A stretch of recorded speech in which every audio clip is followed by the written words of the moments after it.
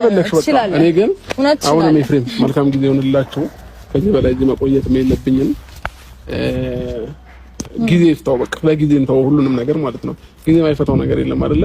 ጊዜ ይፍታው።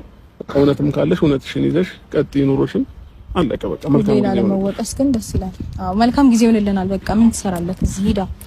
ምን አለ ነገሩን እንኳን ከምታስቢ መልካም ነገሩን የምታስቢ እንዴት ላስብ? መልካም ነው ነገር ነው ያለሽ ከፈር እያረክ ሾው እያደረክብን እንትናን ወደዋለሁ ልጄን እንደዚህ ምናምን እያልክ ተግባርክ ሌላ ራስን መሸሸግ ግን አይከብድም? ሁሌ ማስመሰል በጣም ነው ልጁን የሚወደው።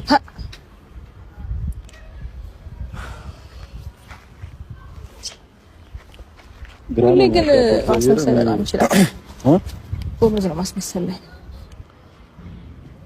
እንግዲህ ግራ ያጋባል። ያው ከዚህ በላይ ማረጋገጫ የለም። ይሄ እንዳያችሁት እናንተም የእርግዝና ውጤት ያው ከዚህ በላይ ሐኪም ቤት ማንኛውም ሐኪም ቤት ይሄን የሚሰጠው እኔ እስከማውቀው ድረስ ማተብ ያለው እኮ ቀልድ አይደለም። ማተብ እኮ እዚች ጋር ደግሞ እንደሚለው ልጅ በማህፀኗ እንዳለ ነው። እኔ እንጃ በዚህ ልክ እንዴት እንዳላመነ ሊገባኝ አልቻለም። አይ ምን ችግር የለውም። አመና አላመነ ነው ምንም ችግር የለውም። አይ ለማንኛውም አጥቶበት ነው ያመነው። እባክህ ለማንኛውም አንቺ ተረጋጊ፣ ችግር የለውም። ነገራቶች እሱም እንዳለው ያው ጊዜ ይፈቷል። ማንኛውም ነገር ችግር የለውም። ኖርማል ነገር ነው። ተረጋጊ አንቺ ማንኛውም ሌላ ስሜት መጥፎ ስሜቶች አይሰሙሽ። ኧረ እኔ በጭራሽ ሊሰማኝ አይችልም ከዚህ በኋላ ምንም አይነት ነገር። ምክንያቱም እኔ ስንት ነገር ያሳለፍኩኝ ሰው ነኝ። አሁንም እየተደገመ ያለው ያኛው ያሳለፍኩት አይነት ተመሳሳይ ነገር ነው። ገባ? ከዚህ በፊት ይሄን ነገር አውቀዋለሁ።